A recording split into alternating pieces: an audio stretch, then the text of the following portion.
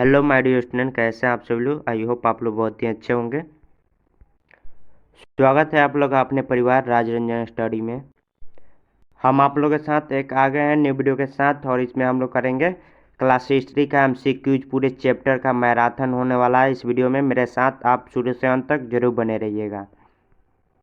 अगर मेरे YouTube channel पर पहली बार होंगे तो वीडियो को लाइक और चैनल को सब्सक्राइब कर दीजिएगा, और अच्छा लगे तो अपने दोस्तों के पास शेयर जरूर कीजिएगा। चलिए हम अपने प्रश्नों की तरफ चलते हैं।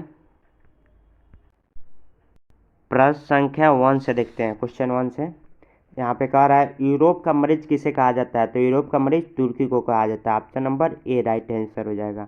आप लोग मुझे कमेंट बॉक्स में बताते चलिएगा आप लोग का कितना सही हुआ। अगला प्रश्न कह रहा है यंग यूरोप का संस्थापक कौन है। तो मेजनी है। Option number A right answer हो जाएगा। फिर नेक्स्ट प्रश्न देखिए, कार्बोनारी क्या है। तो कार्बोनारी क्या है। तो इटली में क्रांतिकारियों का एक संगठन है। ठीक है, आप लोग का राइट आंसर इसका ऑप्शन नंबर सी हो जाएगा। फिर अगला प्रश्न देखिए, नेक्स्ट क्वेश्चन कह रहा है 1830 की क्रांति के बाद फ्रांस में किस प्रकार का शासन स्थापित हुआ। तो निरंकुश शासन स्थापित हुआ था। Option number A right answer हो जाएगा इसका भी आप लोग का। चलिए नेक्स्ट प्रश्न देखते हैं। अगला प्रश्न कह रहा है इटली के एकीकरण का मसीहा किसे कहा जाता है। इटली के एकीकरण का मसीहा किसे कहा जाता है। तो मेजनी को। Option number B right answer हो जाएगा। ठीक है, ये काफ़ी इंपॉर्टेंट क्वेश्चन है, इसे बार बार पूछा जा चुका है एक क्वेश्चन, आप लोग इसे ध्यान से देखिएगा। चलिए नेक्स्ट प्रश्न देखते हैं। अगला क्वेश्चन कह रहा है सेडाओ के युद्ध में किसकी पराजय हुई थी। तो आप सभी लोग को मालूम ही होगा ऑस्ट्रेलिया की पराजय हुई थी। Option number C right answer हो जाएगा। चलिए नेक्स्ट प्रश्न देखते हैं। अगला प्रश्न कह रहा है फ्रांस की क्रांति का प्रमुख कारण क्या था। पहले ही क्वेश्चन में हम बता चुके हैं, काफ़ी इंपॉर्टेंट क्वेश्चन है, प्रीवियस ईयर में पूछा जा चुका है क्वेश्चन। ऑप्शन नंबर बी हो जाएगा आप लोग का राइट आंसर, निरंकुश शासन। चलिए अगला प्रश्न देखिए। अगला प्रश्न कह रहा है फ्रांस की महिलाओं को मताधिकार कब प्राप्त हुआ। यानी फ्रांस में महिलाओं को वोट देने का अधिकार कब प्राप्त हुआ। तो 1945 में हुआ। Option number B right answer हो जाएगा। ठीक है, फ्रांस में महिलाओं को वोट देने का अधिकार कब प्राप्त हुआ। तो 1945 में। ठीक है, चलिए अगला प्रश्न देखते हैं। अगला प्रश्न कह रहा है नेपोलियन ने जर्मनी में किस संघ की स्थापना की थी। ये काफ़ी इंपॉर्टेंट क्वेश्चन है, आप लोग के एग्जाम में आने की संभावना है। ठीक है, ये प्रीवियस ईयर में पूछा जा चुका है, राइन संघ। ठीक है, option number C right answer हो जाएगा इसका। नेपोलियन ने जर्मनी में किस संघ की स्थापना की थी। तो राइन संघ के। ठीक है, आप लोग याद करते चलिएगा। अगला प्रश्न देखिए। अगला प्रश्न कह रहा है मेजनी का संबंध किस संगठन से था। तो कार्बोनारी से था। ये भी काफ़ी इंपॉर्टेंट क्वेश्चन है। Option number B right answer हो जाएगा आपका। चलिए अगला प्रश्न देखिए। अगला प्रश्न कह रहा है हुआ आंदोलन कब हुआ था। आप लोग को बताना है हुआ आंदोलन कब हुआ था। तो ऑप्शन नंबर ए हो जाएगा राइट आंसर, 1939 में, 1939 में। Option number A right answer. फिर नेक्स्ट प्रश्न की तरफ देखिए। नेक्स्ट क्वेश्चन कह रहा है इंडो चाइना किस देश से मिलकर बना है। इंडो चाइना किस देश से मिलकर बना है। तो लाओस, वियतनाम, कंबोडिया, यानी ये तीनों से मिलकर बना है आपको। तो इनमें से सभी मारना है। ऑप्शन नंबर ए डी हो जाएगा right answer. Option number D, तीनों से मिलकर बना है। फिर नेक्स्ट क्वेश्चन कह रहा है फ्रेंच इंडो चाइना का गठन कब हुआ था। तो 1887 में हुआ था। Option number D right answer हो जाएगा। अगला प्रश्न देखिए। अगला प्रश्न कह रहा है जेनेवा समझौता किस वर्ष हुआ था। जेनेवा समझौता किस वर्ष हुआ था। तो 1954 में। Option number C right answer. ये भी काफ़ी इंपॉर्टेंट क्वेश्चन है, आप लोग इसे नोट कीजिएगा अपने नोटबुक में। चलिए अगला प्रश्न देखते हैं। अगला प्रश्न कह रहा है वियतनाम में रहने वाले फ्रांसीसी नागरिक को क्या कहा जाता है। वियतनाम में रहने वाले फ्रांस के नागरिक को क्या कहा जाता है। तो क्लोन कहा जाता है। Option number D right answer हो जाएगा। आप लोग मुझे कमेंट बॉक्स में बताते चलिएगा आप लोग का कितना सही हुआ। अगला प्रश्न कह रहा है हिंद चीन में कौन राष्ट्र शामिल नहीं था। हिंद चीन में कौन राष्ट्र शामिल नहीं था। तो आप लोग को सबसे पहले ये मालूम करना होगा कि हिंद चीन में कौन कौन राष्ट्र शामिल था। तो वियतनाम, लाओस, कंबोडिया, ये तीनों शामिल था। कौन शामिल नहीं था। तो चीन शामिल नहीं था। Option number C right answer हो जाएगा आप लोग का। चलिए अगला प्रश्न देखिए। अगला प्रश्न काफ़ी इंपॉर्टेंट क्वेश्चन है, ये प्रीवियस में पूछा जा चुका है। वियतनामी कम्युनिस्ट पार्टी की स्थापना कब की गई थी। तो 1930 में। Option number C right answer. चलिए अगला प्रश्न देखिए। अंकोर वाट का मंदिर किस देश में बनाया गया है। तो कंबोडिया में, ये दुनिया का सबसे बड़ा मंदिर है कंबोडिया में, अंकोर वाट का मंदिर, ठीक है। चलिए अगला प्रश्न देखिए, अमेरिका और वियतनाम के बीच किस संधि से युद्ध को समाप्त कर दिया गया? अमेरिका और वियतनाम में जो युद्ध चल रहा था उस युद्ध को किस संधि द्वारा समाप्त किया गया? तो आपको पेरिस शांति संधि द्वारा। Option number C answer right answer हो जाएगा। चलिए अगला प्रश्न देखिए, अगला प्रश्न कह रहा है हिंद चीन में आने वाले पहले यूरोपीय व्यापारी कौन थे? हिंद चीन के पहले आने वाले पहले यूरोपीय व्यापारी कौन थे? तो पुर्तगाली सबसे पहले आए और सबसे बाद में गए। सबसे बाद में कब गए, भारत को कब छोड़े? तो 1961 में। ये भी एग्जाम में आपको पूछा जा चुका है, इसे आप लोग याद कीजिएगा। पुर्तगाली भारत को कब छोड़े थे? तो 1961 में। 1961 में छोड़ के गए थे। सबसे पहले यहीं आए और सबसे बाद में गए। हाँ, एक बच्चा कमेंट कर रहा है कि यहीं आलू की खोज की थी, ठीक है। इन्हें आलू का फसल को भारत में आने का ही थी दिया था सब। फिर अगला प्रश्न देखिए, अगला प्रश्न कह रहा है फ्रेंच इंडो चाइना की स्थापना किस वर्ष हुई? फ्रेंच इंडो चाइना की स्थापना किस वर्ष हुई थी? तो 1887 में। Option number D right answer हो जाएगा। चलिए अगला प्रश्न देखिए, अगला प्रश्न कह रहा है वियतनाम में रहने वाले फ्रांसीसी नागरिक को क्या कहा जाता है? ये भी क्वेश्चन हम पीछे करा चुके हैं आप लोग को। क्लोन कहा जाता है। Option number C right answer हो जाएगा। चलिए अगला प्रश्न देखिए, अगला प्रश्न कह रहा है स्वराज पार्टी के अध्यक्ष कौन थे? स्वराज पार्टी के अध्यक्ष कौन थे? तो Chittaranjan Das. Option number C right answer हो जाएगा। चलिए अगला प्रश्न देखिए, नेक्स्ट क्वेश्चन कह रहा है आपको साइमन कमीशन भारत कब आया था? ये काफी इंपॉर्टेंट क्वेश्चन है, सभी बच्चों को याद होगा। 1928 में। ऑप्शन नंबर ए हो जाएगा। चलिए अगला प्रश्न देखिए, अगला प्रश्न कह रहा है हिंद स्वराज पुस्तक किसके द्वारा लिखी गई थी? हिंद स्वराज पुस्तक के लेखक कौन है? तो गांधी जी हैं। गांधी जी का यहाँ पे पूरा नाम दिया है मोहन करमचंद गांधी। गांधी जी का पूरा नाम क्या था? मोहनदास करमचंद गांधी, ठीक है। आप लोग इसे ध्यान से समझिएगा। अगला प्रश्न देखिए, अगला प्रश्न कह रहा है गद्दर पार्टी के प्रमुख नेता कौन थे? गद्दर पार्टी के प्रमुख नेता लाला हरदयाल थे। लाला हरदयाल गद्दर पार्टी की स्थापना इन्होंने ही की थी। कब किए थे? तो 1913 ईस्वी में, ठीक है। आप लोग इसे भी ध्यान में रखिएगा, ये भी पूछा जा चुका है। अगला प्रश्न देखिए, अगला प्रश्न कह रहा है खलीफा पद की समाप्ति तुर्की में कब संपन्न की गई थी? खलीफा पद की समाप्ति कब खत्म कर दी गई तुर्की में? तो 1924 में। Option number A right answer हो जाएगा। चलिए अगला प्रश्न देखिए, अगला प्रश्न कह रहा है जालियांवाला बाग हत्याकांड की जांच के लिए सरकार ने किस समिति का गठन किया था? जालियांवाला बाग हत्याकांड कब हुआ था? तो 13 अप्रैल 1919 को हुआ था, ठीक है। जालियांवाला बाग हत्याकांड कब हुआ था? 13 अप्रैल 1919 को। आप लोग इसे ध्यान में रखिएगा। तो वहीं जालियांवाला बाग हत्याकांड हुआ था, उसको जांच करने के लिए सरकार ने किस समिति का गठन किया था? तो आप लोग को बताना है, तो हंटर समिति का गठन किया था। Option number A right answer हो जाएगा।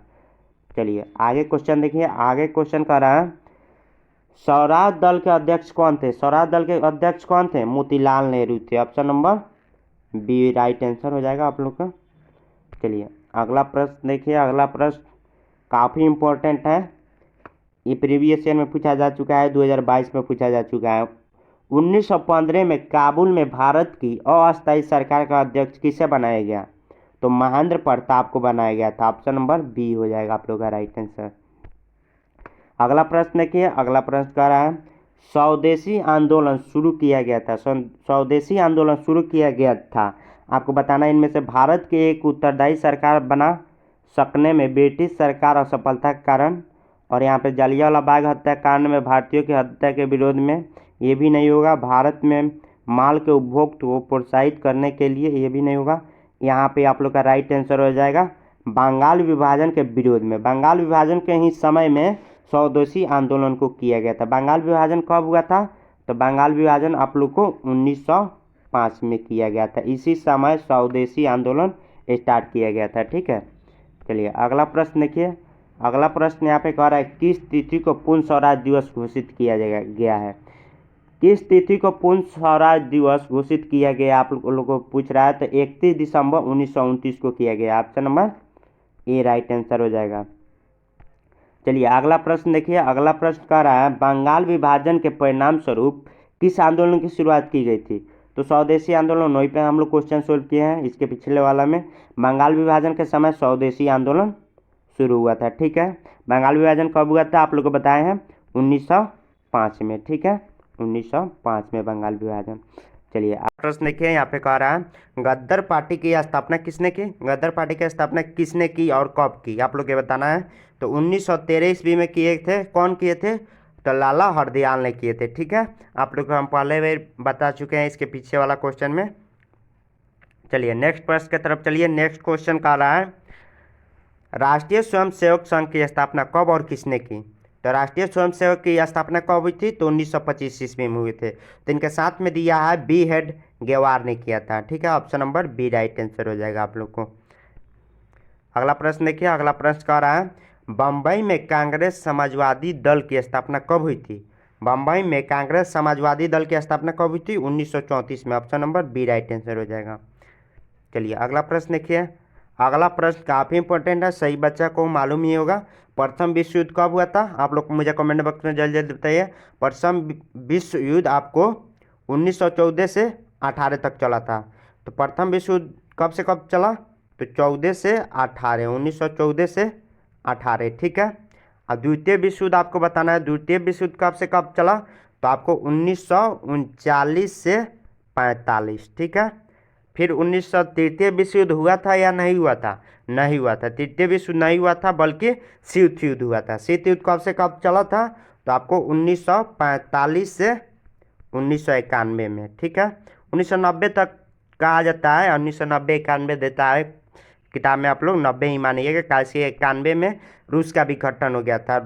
शीत युद्ध की समाप्ति के समय में ही रूस का विघटन हो गया, ठीक है। तो आप लोग को इसे मालूम करना है प्रथम विश्व युद्ध कब से कब चला, ये भी क्वेश्चन पूछता है कब से कब, लेकिन यहाँ पे क्वेश्चन दिया है प्रथम विश्व युद्ध कब हुआ, तो आपको 1914, कब से कब चला, तो 14 से 18 आपको मानना है, ठीक है। चलिए अगला प्रश्न देखिए, अगला प्रश्न कह रहा है वेदों की ओर लौटो नारा किसने दिया, वेदों की ओर लौटो नारा किसने दिया, दयानंद सरस्वती ने। Option number A right answer.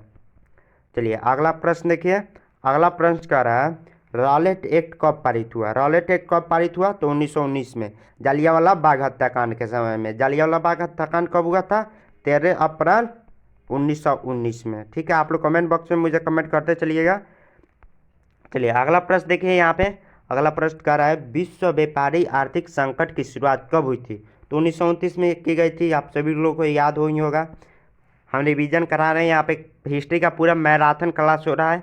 आप लोगों को वीडियो अच्छी लग रही है तो वीडियो को लाइक करते चलिएगा और चैनल को सब्सक्राइब कर दीजिएगा, अपने दोस्तों के पास शेयर जरूर कीजिएगा, ठीक है। अगला प्रश्न देखिए, यहाँ पे कह रहा है विश्व व्यापी आर्थिक संकट, आर्थिक मंदी का सबसे बुरा असर किस देश पर पड़ा था, तो अमेरिका पर पड़ा था, ठीक है। Option number A right answer हो जाएगा। चलिए अगला प्रश्न देखिए, अगला प्रश्न कह रहा है 16वीं शताब्दी में दुनिया सिकुड़ने लगी, इसका सही अर्थ क्या है आपको बताना है। तो संसार एक दूसरे के निकट आने लगे थे, ठीक है। Option number B right answer हो जाएगा इसका।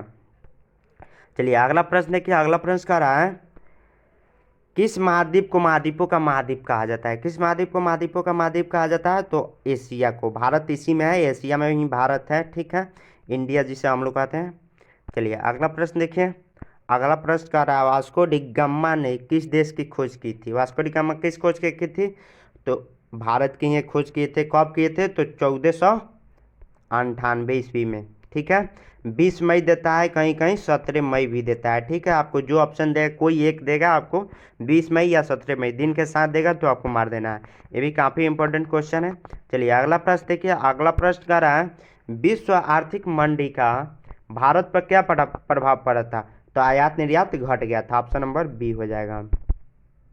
चलिए अगला प्रश्न देखिए, अगला प्रश्न कह रहा है किस महाद्वीप को मानव का घर कहा जाता है, तो भारत किस महाद्वीप में है, भारत किस महाद्वीप में है, तो एशिया महाद्वीप में। अब एशिया महाद्वीप को ही महाद्वीपों का मानव का घर कहा जाता है। ऑप्शन नंबर आपको डी हो जाएगा।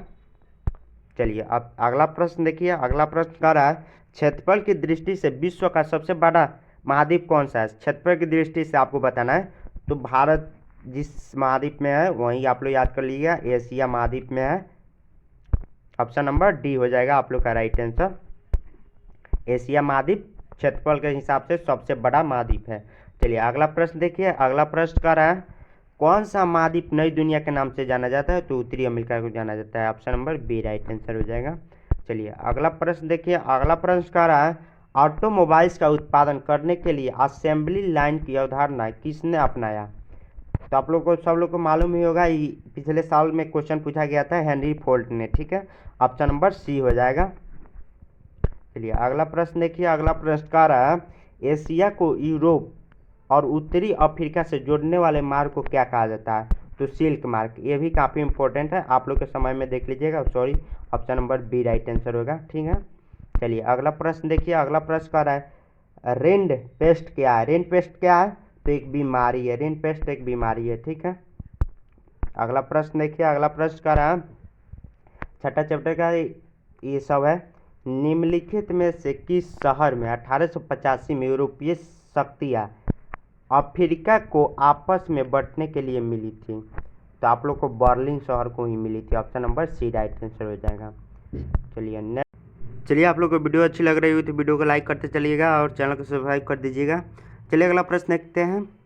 अगला प्रश्न कह रहा है इंग्लैंड में सबसे पहले कारखाने कब खुले? तो इंग्लैंड में सबसे पहले कारखाने 1730 में। Option number B right answer हो जाएगा। ठीक है, चलिए अगला प्रश्न देखते हैं। अगला प्रश्न कह रहा है विश्व का सबसे बड़ा उद्योग कौन सा है? विश्व का सबसे बड़ा उद्योग आपको बताना है, तो लौह इस्पात उद्योग। ऑप्शन नंबर डी हो जाएगा। और भारत का सबसे बड़ा उद्योग कौन है? तो सूती वस्त्र उद्योग। ठीक है, भारत का पूछे तो सूत्री मानना है और विश्व का पूछे तो लौह इस्पात उद्योग। ठीक है, चलिए अगला प्रश्न देखिए। अगला प्रश्न कह रहा है निम्न में से कौन मानव जनित आपदा है? निम्न में से इनमें से सभी मानव जनित आपदा है। इनमें से सभी मानव जनित आपदा है, तो आपको मानना है इनमें से सभी। ठीक है, सांप्रदायिक दंगे, आतंकवाद, महामारी सब मानव जनित आपदा है। ठीक है, तो आपको इनमें से सभी मानना है। चलिए अगला प्रश्न देखिए। अगला प्रश्न कह रहा है मुंबई में पहली कपड़ा मिल कब स्थापित हुई? मुंबई में आपको पहली कपड़ा मिल 1854 में स्थापित किए गए थे। Option number B right answer हो जाएगा। चलिए आप सभी का अगला प्रश्न कह रहा है भारत का सबसे बड़ा उद्योग कौन सा माना जाता है? भारत में हम उस समय बताए थे ना, भारत का अगर पूछे तो सूती वस्त्र मानना है, अगर विश्व का पूछे तो लौह इस्पात उद्योग, अगर विश्व के कहे विश्व का सबसे बड़ा उद्योग तो कौन मानना है? लौह इस्पात उद्योग। अगर भारत के कहे, यहाँ पे पूछ रहा है भारत का सबसे बड़ा उद्योग, तो सूती वस्त्र उद्योग। ठीक है, ऑप्शन नंबर ए हो जाएगा राइट आंसर। चलिए अगला प्रश्न देखिए। अगला प्रश्न कर रहा है भाप इंजन का आविष्कार किसने किया था? भाप इंजन का आविष्कार किसने किया था? जेम्स वाट ने। Option number C right answer. चलिए अगला प्रश्न देखिए। अगला प्रश्न कर रहा है विश्व में चीनी का सबसे बड़ा उत्पादक देश? विश्व में आपको चीनी का सबसे बड़ा उत्पादक देश बताना है, तो ब्राज़ील हो जाएगा। Option number A right answer हो जाएगा। चलिए नेक्स्ट क्वेश्चन देखिए। नेक्स्ट, चलिए आप लोग ध्यान से समझते चलिएगा। अगला प्रश्न कह रहा है विश्व में रेशमी वस्त्र का सबसे बड़ा उत्पादक देश कौन है? रेशम का सबसे बड़ा उत्पादक देश कौन सा है? तो चाइना है। ऑप्शन नंबर सी हो जाएगा राइट आंसर, यानी कि चीन। चलिए नेक्स्ट प्रश्न देखिए। नेक्स्ट क्वेश्चन कह रहा है भारत का किस बंदरगाह से विदेशों के साथ व्यापार चलता है? भारत का व्यापार जो चलता है किस बंदरगाह से चलता है? तो सूरत बंदरगाह से। Option number A right answer हो जाएगा। चलिए अगला प्रश्न देखिए। अगला क्वेश्चन कह रहा है भारत में पहली कपड़ा मिल मैंने कब, पहली कपड़ा कारखाना कब और कहाँ स्थापित किए गए थे? तो 1854 में मुंबई में। ठीक है, आप लोग के पहले भी करा चुके हैं। चलिए अगला प्रश्न देखिए। अगला प्रश्न कह रहा है शुरुआती कारखाने कहाँ और कब आए थे? तो 1730 के दशक में इंग्लैंड में स्थापित किए थे शुरुआती में। तो option number B right answer हो जाएगा। चलिए अगला प्रश्न देखिए। अगला प्रश्न कह रहा है बॉम्बे में टाउन प्लानिंग किस डर के कारण सामने आई थी? तो एक महामारी उस समय आई थी। बॉम्बे में टाउन प्लानिंग किस डर के सामने आई थी? तो महामारी के कारण आई थी। Option number B right answer. हम लोग के समय में कोरोना आया था। ठीक है, चलिए अगला प्रश्न देखिए। अगला क्वेश्चन कह रहा है दादा साहेब फाल्के द्वारा बनाई गई किस फिल्म को सबसे पहले, मतलब उनकी दादा साहेब द्वारा बनाई गई फिल्म, उनकी पहली फिल्म कौन थी? तो राजा हरिश्चंद्र थी। ठीक है, दादा साहेब द्वारा बनाई गई पहली फिल्म राजा हरिश्चंद्र। ठीक है, ऑप्शन नंबर सी हो जाएगा राइट आंसर। चलिए अगला प्रश्न देखिए। अगला प्रश्न करा है निम्नलिखित में से निम्नलिखित में से कौन एक प्रेसिडेंसी शहर नहीं है? प्रेसिडेंसी शहर कौन सा नहीं है? तो कानपुर नहीं है। ऑप्शन नंबर सी हो जाएगा राइट आंसर। चलिए अगला प्रश्न देखिए। अगला प्रश्न कर रहा है बॉम्बे के निम्नलिखित उप शहरी में कौन सा एक मिल गांव था? तो आपको गिरगांव था। ठीक है, ऑप्शन नंबर सी हो जाएगा राइट आंसर। चलिए अगला प्रश्न देखिए, अगला प्रश्न कर रहा है 19वीं शताब्दी में भारत का प्रमुख शहर कौन था? 19वीं शताब्दी तो वो है मुंबई था, बॉम्बे उसका उस समय में नाम था, अभी उसका मुंबई कर दिया गया है नाम। चलिए अगला प्रश्न कर रहा है, नेक्स्ट क्वेश्चन, भारत में पहली फिल्म 1896 में शूटिंग की गई थी, वहीं हरिश्चंद्र भाटवाड़कर के द्वारा। ठीक है, ऑप्शन नंबर बी हो जाएगा राइट आंसर। चलिए अगला प्रश्न देखिए, अगला क्वेश्चन कह रहा है भारत के किस शहर को मायापुरी या सपनों का शहर कहा जाता है? आप लोग का सपना होगा कि हमें जॉब करके अच्छा नौकरी करना है, तो कहाँ जाना है? तो बॉम्बे जाना है। बॉम्बे उसका पहले नाम था, अभी क्या हो गया? तो मुंबई नाम हो गया इसका। बॉम्बे का अभी नाम क्या है? मुंबई। ठीक है, इसी को महाराष्ट्र बोलते हैं। चलिए अगला क्वेश्चन देखिए, अगला क्वेश्चन कर रहा है विश्व में भूमिगत रेलवे का पहला खंड कब खोला गया था? विश्व का पहले रेलवे का खंड कब खोला गया था? तो आप सभी का राइट आंसर है 10 जनवरी 1863। ठीक है, 10 जनवरी 1863, ऑप्शन नंबर डी हो जाएगा राइट आंसर। चलिए अगला प्रश्न देखिए, अगला क्वेश्चन कह रहा है 1878 के वर्नाकुलर प्रेस एक्ट को प्रतिरूपित किया गया था, किसके द्वारा प्रतिरूपित किया गया था? तो आयरिश प्रेस कानून के द्वारा, option number A right answer हो जाएगा। चलिए अगला प्रश्न देखिए, अगला क्वेश्चन कह रहा है भारत में प्रकाशित होने वाला पहला साप्ताहिक पत्र कौन था? बंगाल गजट। ठीक है, ऑप्शन नंबर बी हो जाएगा राइट आंसर। चलिए अगला क्वेश्चन देखिए, काफ़ी आसान आसान क्वेश्चन है, आप लोग खाली रिवाइज और याद करना है। ठीक है, चलिए अगला क्वेश्चन कह रहा है जापान की सबसे पुरानी मुद्रित पुस्तक कौन सा है? तो डायमंड सूत्र है, ऑप्शन नंबर ए हो जाएगा राइट आंसर। चलिए अगला क्वेश्चन देखिए, अगला क्वेश्चन कह रहा है प्रिंटिंग प्रेस को भारत में पहले किसके द्वारा शुरू किया गया था? जो प्रिंटिंग प्रेस शुरू किया गया तो वो भारत में किसके द्वारा सबसे पहले? तो कौन भारत में सबसे पहले आया था? तो पुर्तगाली मिशनरी के द्वारा। ठीक है, पुर्तगाली सबसे पहले आए और लास्ट में गए, इसी सब ने भारत में प्रिंटिंग प्रेस को शुरुआत की थी। ठीक है, ऑप्शन नंबर सी हो जाएगा राइट आंसर। चलिए अगला प्रश्न देखिए, अगला क्वेश्चन कह रहा है मुद्रण तकनीकी सबसे पहले कहाँ विकसित हुआ था? मुद्रण तकनीक सबसे पहले कहाँ विकसित हुआ था? तो चीन में हुआ था। ठीक है, option number B right answer हो जाएगा। चलिए आप लोग कमेंट बॉक्स में कमेंट करते चलिएगा आप लोग कितना सही बनाए हैं। अगला क्वेश्चन कह रहा है गुलामगिरी में जाति व्यवस्था के अन्याय के बारे में किसने लिखा था?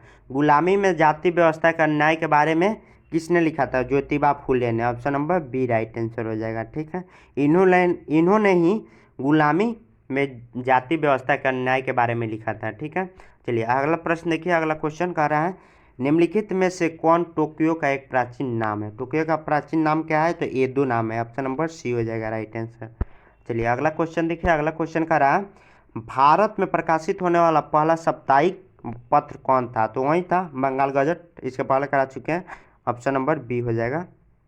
चलिए अगला क्वेश्चन देखिए, अगला क्वेश्चन कह रहा है निम्नलिखित में से कौन रास सुंदरी देवी का आत्मकथा है? रास सुंदरी देवी का आत्मकथा है तो आमार जीवन है, option number A right answer हो जाएगा। चलिए अगला क्वेश्चन आप लोग देखते चलिएगा ध्यान से, जापान की सबसे पुरानी मुद्रित पुस्तक का नाम क्या है? तो हम पहले ही करा चुके हैं डायमंड सूत्र। ठीक है, ऑप्शन नंबर ए हो जाएगा राइट आंसर। तो आई होप आप लोगों को वीडियो अच्छी लगी हुई तो वीडियो को लाइक कर दीजिएगा, चैनल को सब्सक्राइब कर दीजिएगा। Thank you for watching. जय हिंद, जय भारत।